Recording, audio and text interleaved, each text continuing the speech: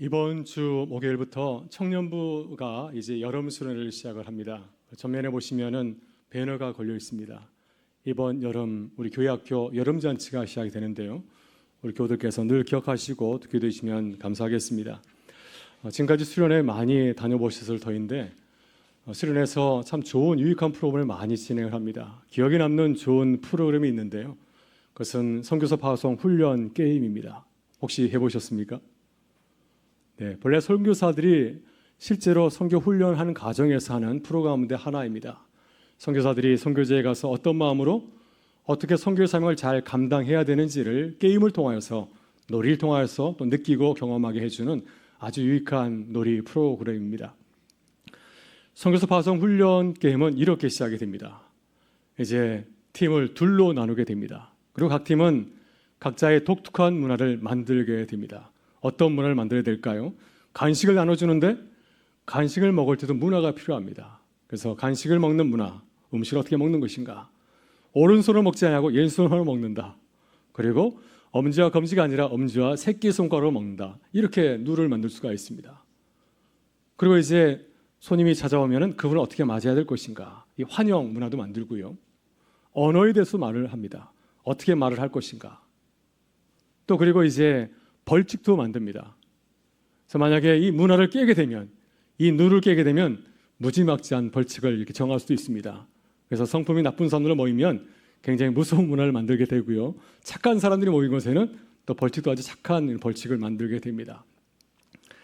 이렇게 이제 그 문화를 만든 후에 이제 다음 순서는 이제 선교사를 파송을 합니다. 각 팀의 선교사를 파송하는데 선교사의 임무는 무엇일까요? 각 팀의 문화를 알아내는 겁니다.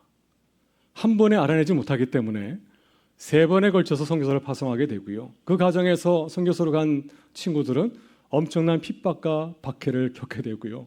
수모를 당하기도 하고 물을 뒤집어 쓰기도 하고 하여튼 그런 일을 겪고 이렇게 돌아오게 됩니다. 이제 3번에 걸쳐서 선교사 파송이 끝나게 되면 함께 모여서 서로의 문화를 이제 알아맞추는 그런 시간을 보냅니다. 근데 3번 선교사를 보내게 되면 거의 다 서로의 문화를 알아내게 되죠. 이런 선교사 파송 게임을 하는 이유가 무엇일까요? 선교사는 나보다도 상대방에 대한 관심과 사랑을 가지고 가야 되는 사실을 깨닫기 위해서입니다. 타 문화재에 가서 내 문화를 주장하면 복음을 전할 수 있을까요? 거의 불가능한 일입니다. 그래서 다른 사람의 말과 문화로 대화도 하고 또 서로의 문화와 말을 가지고서 복음을 전할 때 이 복음의 사역, 선교 사역을 잘 감당할 수 있기 때문에 이런 게임을 하게 되는 겁니다. 우리가 매주 아울리치를 떠나자 하였는데 어떤 마음으로 떠나야 될까요? 이런 선교사의 마음을 가지고서 떠나게 될 때 하나님의 함께 하심을 보는 그런 역사를 경험하게 될 줄 믿습니다. 지난주일 말씀이 기억이 나시나요? 지난주일 헤드롯의 박해로 감옥에 수감되었던 처형을 기다리고 있는 베드로에 관한 이야기를 나누었습니다. 온 교회가 함께 기도할 때 이 베드로가 놀라운 기적으로 추록되는 역사를 나누지 않았습니까? 이 말씀을 가지고 한 주간 기도하는 아울리치를 떠나자 말씀을 드렸는데 한 주간 어떻게 기도하며 잘 사셨습니까? 제 눈빛을 피하시는 분들이 계시는데 네, 한 주간 만나는 사람들 또 사건을 바라보면서 믿음으로 기도하셨습니까? 또 그리고 그 은혜를 또 가까운 식구들 같이 나누셨나요? 저는 지난주 우리 교우들 가운데 주님의 부르심을 받은 분들을 생각하면서 또 기도하는 시간을 가졌습니다. 갑자기 사랑하는 부모님과 헤어져야 하는 슬픔을 만난 가정이 있었습니다. 저는 고인과 가족을 위해서 기도하는 가운데 고인이 걸어가신 삶을 새롭게 돌아보게 되었고 그리고 그 말씀을 깨닫고 위로와 격려의 말씀을 함께 나눌 수 있었습니다. 우린 서로를 잘 모르죠. 특별히 고인의 삶에 대해서는 모르는 경우가 참 많이 있습니다. 그러나 믿음의 눈으로 바라보게 되면 그분들이 얼마나 숭고한 아름다운 삶을 살아가셨는지를 부분적으로 완전치는 못하지만 부분적으로 깨달을 수가 있습니다. 하나님께서 내게 주신 삶을 끝까지 다 하고 주님의 품에 안기신 분들이더라고요. 만일 기도하지 않았다고 한다면 이 놀라운 사실을 몰랐을 것입니다. 그러나 기도하는 가운데서 고인의 그 아름다운 삶을 새롭게 바라볼 수 있었고 그분들의 삶을 통해서 제 삶을 돌아보고 또 저는 큰 은혜를 받는 귀한 시간을 보내게 되었습니다. 특별히 저는 이 장례를 준비하는 가운데서 사도행전 28장 30절 31절 말씀이 크게 와 닿았습니다. 바울의 마지막 삶의 모습입니다. 바울은 로마의 셋집에서 지내지 않았습니까? 2년 동안 사형수에 머물렀기 때문에 여행을 마음대로 할 수 없었습니다. 얼마나 안타까운 삶인가요? 그래서 우리는 바울의 삶을 돌아보면서 참 안타깝다, 참 안 됐다 생각할지 모르겠지만 그러나 그러지 않습니다. 바울은 자신들에게 오는 사람들을 기쁘게 맞이하고 그들에게 하나님 나라를 전하고 또 예수 그리스도의 삶을 삶으로 보여주었습니다. 성경은 그가 거침없이 담대하게 그 셋집에서 하나님 나라의 사역을 끝까지 수행하였다고 증거하고 있습니다. 그러니 사도 바울은 삶의 마지막 순간까지 얼마나 아름다운 삶을 살아내었는지 모릅니다. 주님의 말씀에 비춰보니, 이 말씀에 비춰보니 우리 부모님들이 그런 삶을 사셨고요. 또 지난주 하나님의 부르심을 받은 우리 교우들도 그런 삶을 살아내셨습니다.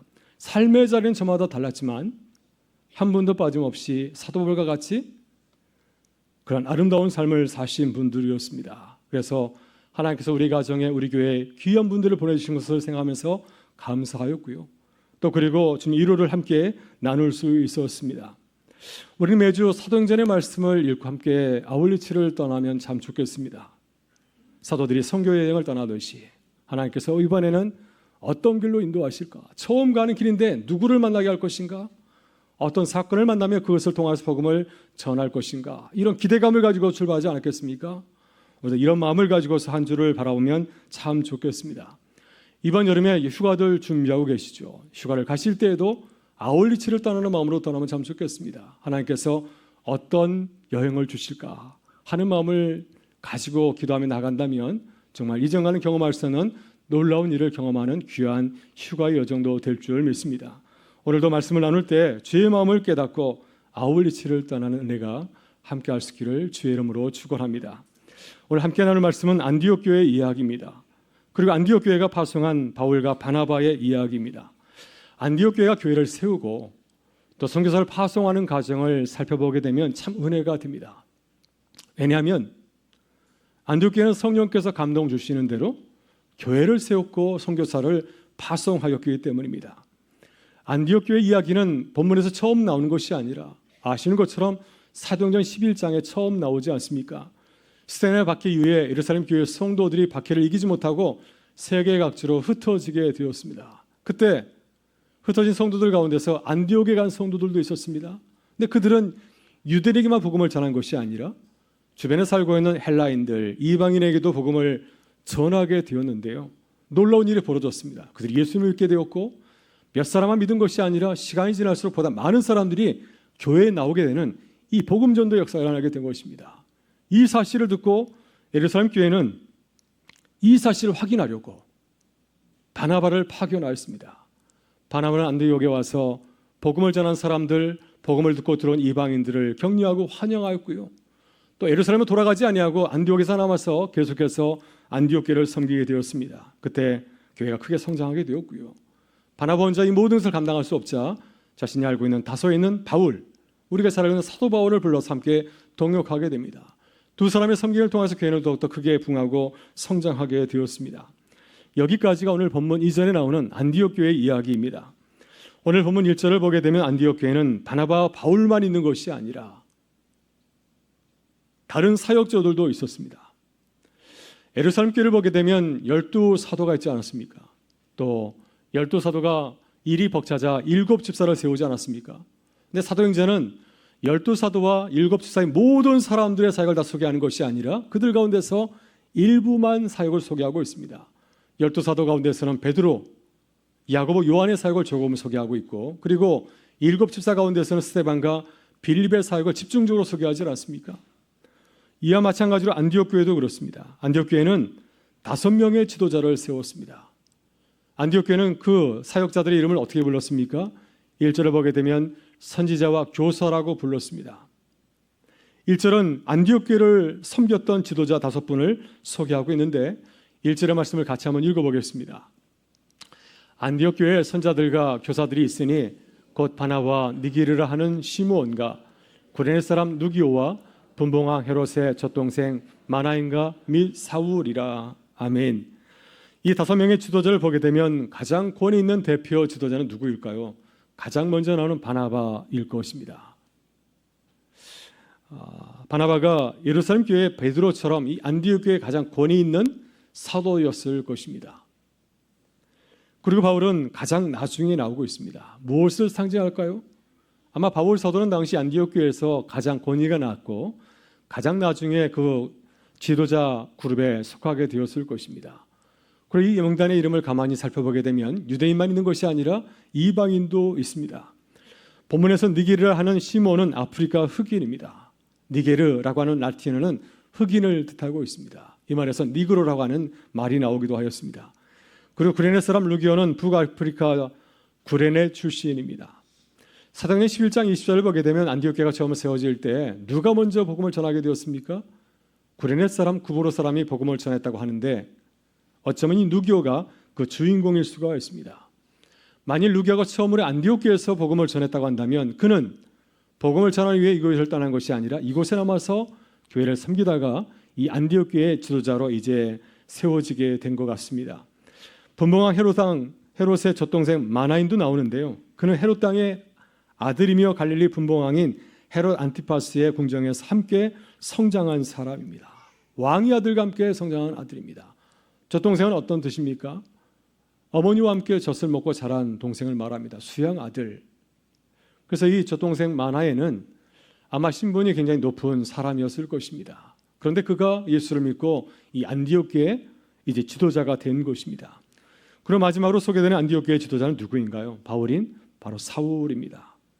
이처럼 안디옥 교회는 이방인 교회답게 교회의 지도자도 참 다양합니다. 근데 놀라운 사실은 이방인 교회에도 불구하고 어떤 교회였습니까? 성령 충만한 교회였습니다.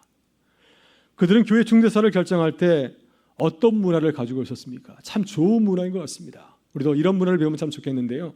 이 안디옥 교회는 교회 중요한 일을 결정할 때 금식하고 기도하였습니다. 금식한다고 하는 것은 음식을 먹지 않는 겁니다. 곡기를 끊는 것입니다. 사람이 음식을 먹지 않으면 어떤 일을 맞이하게 되겠습니까? 죽습니다.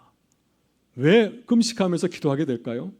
우리의 가난함을 보여주는 겁니다. 우리가 이렇게 역한 가운데 있습니다. 우리가 음식까지 의지하고 기도하니 하나님 우리의 기도를 들으시고 우리에게 말씀하여 주옵소서 간절한 마음으로 기도하는 것이 바로 금식 기도가 아닙니까? 이처럼 안디옥 교회는 이방인 교회가 다양한 출신의 지도자들이 있었지만은 교회가 놀랍게도 하나 되었습니다. 여러 출신의 사람들이 모였게 되면은 서로 이견이 달라서 서로 다투기도 하고 갈등이 벌어지게 되는데 안디옥 교회는 이렇게 유대인들과 이방인으로 이루어진 그런 다양한 다문화 교회였음에도 불구하고 교회가 하나가 되었습니다. 왜냐하면 그들은 금식하고 기도하는 가운데서 성령 충만했기 때문이죠. 성령의 음성 듣기에 긴감한 교회였습니다. 사람들의 이야기를 들으려고 애쓰는 것이 아니라 하나님께서 말씀하시는 무엇인가를 듣기 아주 애쓰는 그런 교회였습니다.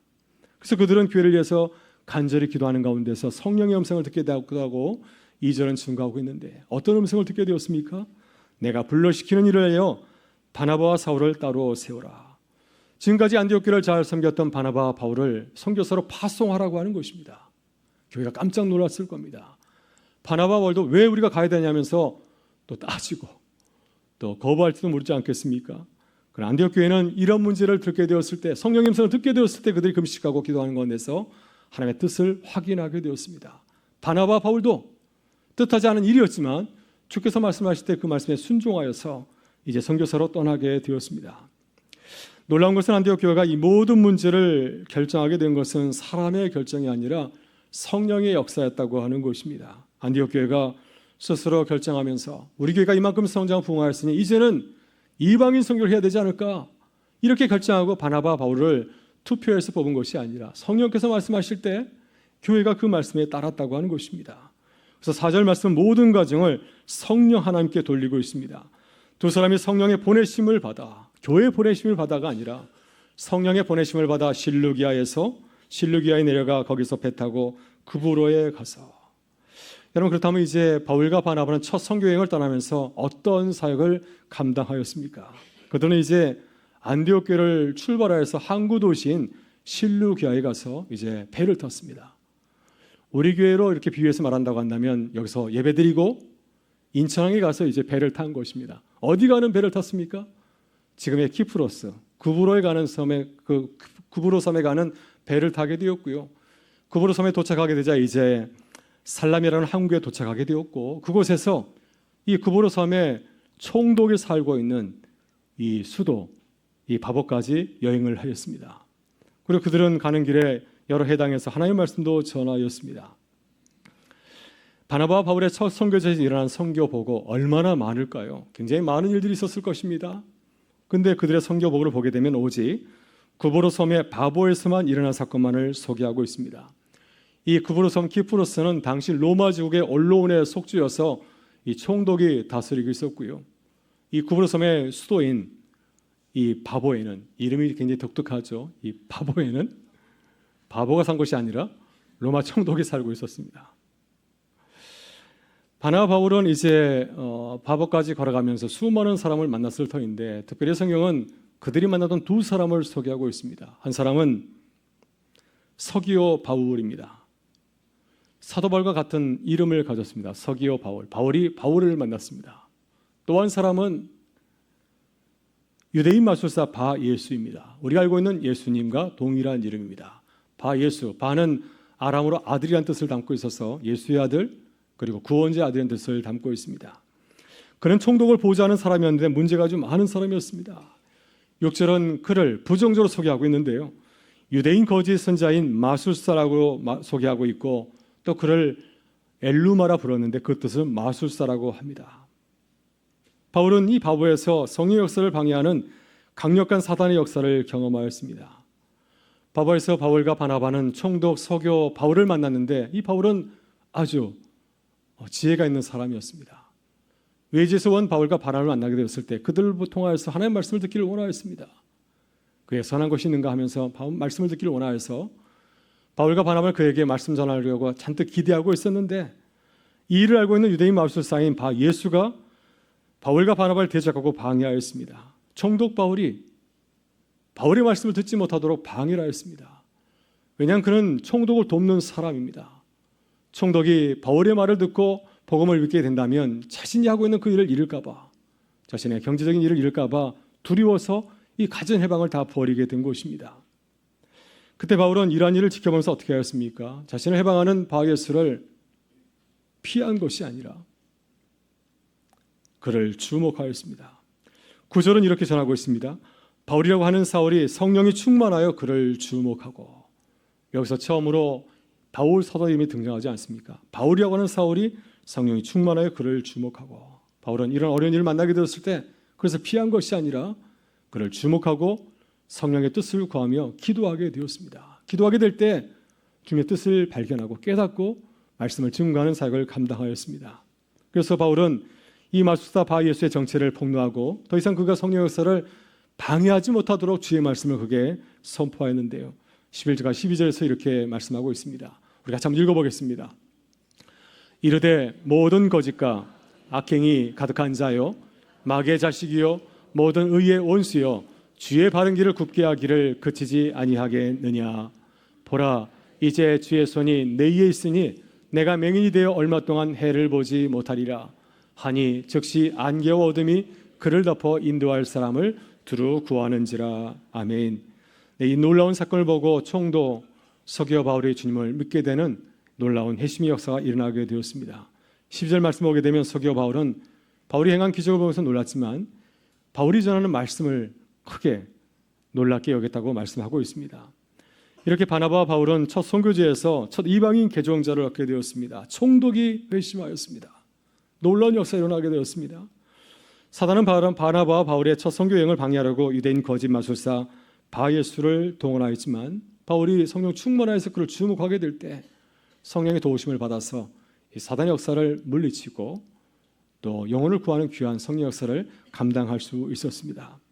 여러분, 역시 바나바와 바울이 이방인 첫 선교지에서 행한 놀라운 사역입니다. 우리는 첫 선교지에서 겨우 한 사람 전도했나 생각할지 모르겠지만 놀라운 일이 아닙니까? 바울과 바나바가 처음으로 이방인 선교사로서 이방인의 땅에 가서 첫 영혼을 구하는 귀한 열매를 거두게 된 것입니다. 이를 보면서 바울과 바나바는 크게 힘을 얻었을 것입니다. 하나님께서 우리와 동행하시는구나. 그래서 계속해서 힘을 얻고 계속해서 선교 사역을 걸어가게 되었을 것입니다. 오늘 우리는 안디옥 교회와 바울과 바나바가 첫 선교 여행을 떠난 이야기를 함께 나누었습니다. 또 선교지에서 총독 서기오 바울이 주님을 믿은 놀라운 성령 역사를 함께 나누었습니다. 우리가 이 말씀을 가지고 어떻게 한 주를 살아가야 될까요? 오늘 본문을 보게 되면 안디옥 교회도 그렇고 바울과 바나바도 사실 어디로 가야 될지 잘 모르고 있었습니다. 그러나 성령을 간절히 사모하며 주연을 구하게 될 때 성령의 뜻을 따라서 귀한 사역의 여정을 걸어가게 되지 않았습니까? 열매를 맺게 되었습니다. 그래서 이번 주 우리도 성령 안에서 성령을 사모하면서 성령과 동행하는 이 아울리치를 함께 떠날 수 있기를 간절히 소망합니다. 그래서 두 가지 말씀을 같이 나누기를 원합니다. 먼저 성령 인도하심에 민감할 수 있도록 기도하실 수 있기를 바랍니다. 여러분, 안디옥 교회는 참 겸손한 교회였습니다. 교회가 크게 붕하고 성장하였습니다. 교회가 크게 붕하고 성장하였지만 그들은 교만하지 아니하고 겸손하게 하나님의 뜻을 구하였습니다. 하나님의 뜻을 깨닫기 위해서 그들은 겸손히 금식하고 기도하였습니다. 안디옥 교회가 성령 충만한 교회가 된 것은 결코 우연이 아니죠. 성령의 은혜 깨닫기를 우선순위에 두었기 때문에 그들은 성령의 뜻을 깨닫고 또 주의 일을 시작할 수가 있었습니다. 바나바 바울을 선교사로 보내는 주님의 뜻을 깨닫게 되었고요. 바나바 말도 마찬가지로 이 선교사 떠나는 주님의 말씀을 듣고 깨닫고 순종할 수 있었습니다. 우리는 성령 인도하심에 민감하였던 안디옥 교회와 바울과 바나바를 본받아야 될 줄 믿습니다. 금식은 하지 않다 할지라도 항상 기도하면서 하나님의 뜻을 물어야 될 것입니다. 하나님, 내게 원하는 것이 무엇입니까? 내가 이번 주 어떤 삶을 살아가야 되겠습니까? 이렇게 묻고 구할 때 성령의 인도하심을 경험하는 특별한 은혜를 누리는 한 주가 될 줄 믿습니다. 저는 금요일 새벽에 특별히 엘리사의 말씀을 열왕기 하 2장의 말씀을 읽고 큰 은혜와 도전을 받았습니다. 어떤 말씀이었나요? 엘리사는 위대한 스승 엘리야가 불말과 불수레를 타고 하늘로 승천하는 놀라운 광경을 지켜보게 되었습니다. 엘리사가 그 모습을 보면서 어떻게 바라보았습니까? 그는 하나님의 은혜를 간절히 사모하였습니다. 엘리야가 엘리사에게 물었습니다. 내 소원이 무엇이냐? 마지막으로 그에게 물었을 때 그가 이렇게 대답합니다. 당신의 성령이 하시는 역사가 갑절이나 내게 있게 하소서. 당신과 함께 하셨던 그 성령의 역사가 내게도 있게 하여 주옵소서. 그리고 이제 엘리야가 불말과 불새를 타고 하늘로 올라가게 될 때 그 놀라운 광경을 바라보면서 이렇게 외쳤습니다. 내 아버지여 내 아버지여 이스라엘 병거와 그 마병이여. 이 말의 뜻은 엘리야가 지금까지 이스라엘 지키는 마병과 병과 같은 이 수호자 역할을 했다고 하는 것입니다. 그런데 그 역할을 나도 감당할 수 있도록 은혜를 구한 것입니다. 이제 엘리야가 떠난 후에 엘리사는 엘리야가 입었던 그 겉옷을 가지고서 요단강을 치면서 이렇게 하나님께 외쳤습니다. 엘리야의 하나님 여호와는 어디에 계시나이까? 하나님 어디 계십니까? 엘리야가 떠났는데 지금 어디 계십니까? 나를 도와주옵소서. 이렇게 간절히 기도하지 않았습니까? 여러분, 엘리사는 승천한 엘리야를 민감하게 바라보았습니다. 아, 이제 떠나는구나 하면서 떠난 것이 아니라 그의 겉모습만 바라본 것이 아니라 그와 함께 하셨던 성령의 것을 간절히 바라보았습니다. 그리고 그 은혜가 내게 듣기를 간절히 사모하지 않았습니까? 이런 마음을 가지고서 기도하게 될 때 엘리야와 함께 하셨던 성령의 역사가 그에게도 함께하게 되었고, 그래서 그가 다시 시대를 이끌어가는 귀한 사역자로 거듭나는 기쁨을 누리게 된 줄 믿습니다. 여러분, 한 주간 하나님의 임재를 경험하고 기대하는 하나님의 임재 연습을 시작해 보실 수 있기를 바랍니다. 그래서 우리의 발걸음을 인도하시는 성령님을 경험하는 기쁜 한 주가 될 수 있기를 주의 이름으로 축원합니다. 또 한 가지 같이 나눌 것은 성령께서 하신 일을 주목하고 순종하실 수 있기를 바랍니다. 여러분, 바울은 첫 선교지에서 선교 사역을 방해하는 유대인 마술사 바 예수를 주목하였습니다. 걱정스럽게 그를 바라본 것이 아닙니다. 왜 나를 방해하나? 귀찮게 생각한 것이 아니라 그를 주목하며 성령의 뜻을 찾고 성령의 역사를 구하지 않았습니까? 그는 총독의 채찍꾼이기 때문에 만일 일이 잘못되게 되면 이 선교 사역을 잘 감당할 수 없는 일을 만날 수도 있습니다. 그러나 바울은 성령 충만해서 그를 주목하기 때문에 성령의 뜻을 깨닫고 담대하게 하나님의 말씀을 선포할 수 있었습니다. 그래서 바예수가 행하는 사탄의 역사를 막고 성령께서 함께 하시는 총독 서기오 바울을 구원하는 귀한 성령의 역사를 이룰 수 있는 줄 믿습니다. 우리는 바울의 모습을 본받아야 될 줄 믿습니다. 바울이 서선교지에서 나의 걸음을 인도하시는 성령 역사를 경험한 것은 성령께서 만나게 하신 그 자를 주목하고 또 기도하였기 때문이었습니다. 성령 안에서 주목하고 기도하게 될 때 성령께서 나와 함께 하시는 놀라운 성령 역사를 시작하고 이루신 줄 믿습니다. 말씀을 준비할 때 제가 중고등부 전사로 섬길 때 만났던 친구가 생각이 났습니다. 제가 이 친구를 좋아해서 자주 얘기하는데요. 이름도 제가 아직까지 기억하고 있습니다. 이 친구는 예배 시간에 저를 노려보았습니다. 제가 처음 하는 중고등부 전사이기 때문에 얼마나 열심히 하려고 했겠습니까? 근데 그 친구는 제 말씀을 들으라기보다는 전사님 얘기하세요. 나는 쳐다보겠습니다 하는 눈빛으로 저를 싸움하듯이 쳐다보아서 그런 친구 앞에서 말씀을 전하는 제가 얼마나 힘들고 어려웠겠습니까?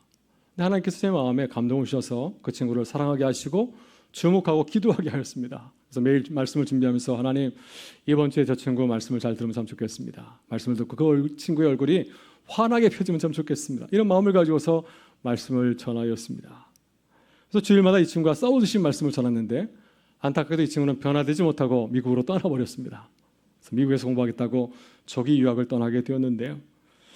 하나님께서 이 친구를 다시 미국에서 만나게 하셨습니다. 유학생 집회인 코스타에서 이 친구를 만나게 되었는데 저는 그 친구를 몰랐는데 그 친구가 저를 먼저 알아보고 저에게 와서 목사님, 저 누구예요?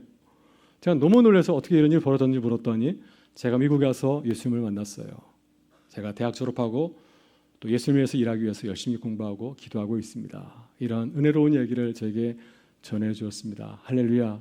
제가 그 친구를 보면서 하나님께서 내게 기도를 들어주셨구나. 하나님께 감사를 돌린 적이 있습니다. 여러분, 하나님께서 만나게 하시는 분이 있습니다. 이번 주에 우리에게 만나게 하시는 분이 있는 줄 믿습니다. 성령께서 우리에게 감동 주실 때 그를 주목하고 기도하시길 바랍니다. 우리가 주목하고 순종하게 되면 우리의 걸음을 인도하시는 성령님의 역사를 보고 경험하는 기쁨을 누리게 될 줄 믿습니다. 그래서 이번 한 주도 우리가 그냥 시작하는 것이 아니라 우리의 발걸음을 인도하시는 성령님을 바라보면서 기대하고 기도하는 마음으로 시작하는 한 주간의 아울리치가 될 수 있기를 주의 이름으로 축원합니다.